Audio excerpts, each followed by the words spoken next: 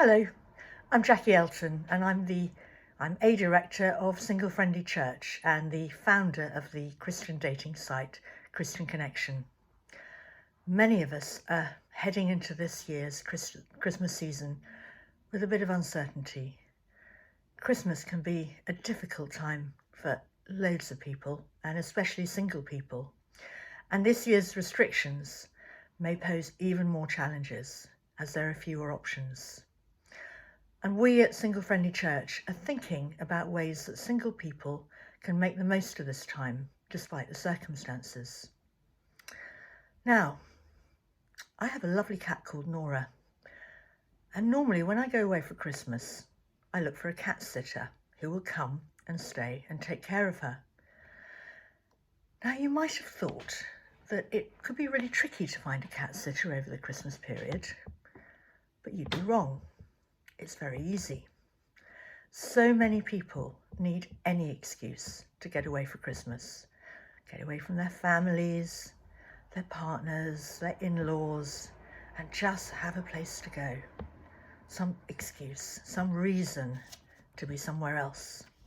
And some people can't even stay where they normally live because the landlord says, I need your place for family. I've learnt so much by interviewing potential cat sitters about their circumstances, stories I've never forgotten. And most of these people have been really lovely, personally nice people who just don't have anywhere to go and really value the chance to come. For years, for me, it was a family Christmas, parents, siblings, visits from cousins, and there was a rhythm and a tradition. And while it could sometimes be challenging to be around family, there was always a good plan. And then the time came, my parents both died, and then both my siblings moved abroad. And Christmas began to change. There was no longer any certainty about whether I'd be travelling to spend Christmas with them and their families or not. There were so many reasons for the change, and most of them probably weren't to do with me, but with a whole range of dynamics. But of course things could become quite awkward. Invitations might not happen, or they weren't exactly made with open arms, and it could get complicated. Might mean getting on a plane, being in a hotel, the not very nice spare bedroom, and being or feeling like the outsider and fitting around other people. And Christmas, instead of feeling like a celebration with a sense of warmth, started to feel a bit tense and uncertain. Would I get invited? Did I want to go? Would I be able to actually relax? How long should I stay? And given that most of the time I feel very settled, got plenty of friends, lots of things to do, Christmas could become a kind of test and a bit of dread and a bit of a game. So I started to make different plans.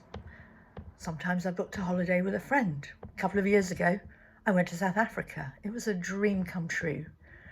And I remember going to midnight mass at Cape Town Cathedral in a multilingual Christmas service and seeing the elderly Desmond Tutu with his family in attendance. Last year, I went to Costa Rica in a group of total strangers, and that was pretty scary and strange. But it was special. I actually made a special friend. It was a real gift. And given that COVID-19 turned up a couple of months later, I'm so glad that I had that great experience to draw on this year. So I think what I feel now is to take Christmas on as a bit of a challenge and an adventure. Don't take anything for granted, mix it up. Well, this Christmas, that kind of travel is off the menu. So in fact, it is back to family. But it was lovely to be invited.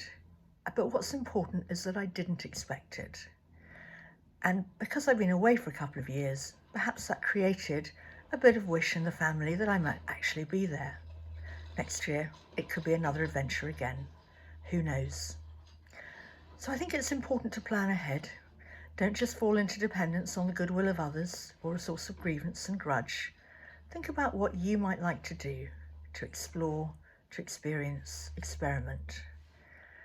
And it's worth remembering that the Christmas story is not about feasts and home.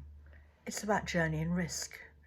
Mary and Joseph, the three wise men, all journeyed into the unknown, not just in terms of distance, but right outside their comfort zones. The angel said, "Do not be afraid, fear not." So for me, and perhaps for many of us, it's about making Christmas an adventure, wherever you are and wherever you can. You might take a few risks, knock on a few doors, and make a few discoveries along the way. So here's to all our Christmas journeys 2020. Good luck.